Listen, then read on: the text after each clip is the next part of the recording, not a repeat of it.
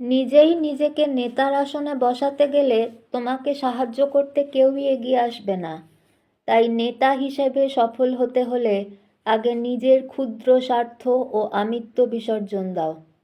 নেতা চরিত্রহীন হলে তার প্রতি কারো কোনো আনুগত্য থাকতে পারে না।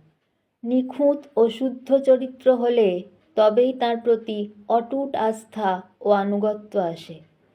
কেউ কেউ অন্যের দ্বারা চালিত হলেই সবচেয়ে ভালো কাজ করতে পারে। এটা স্বাভাবিক, কারণ সকলেই তো আর নেতা হয়ে জন্মায় না।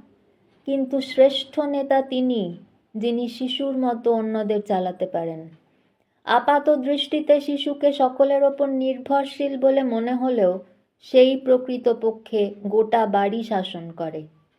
যে সকলের দাস সেই সকলের প্রভু।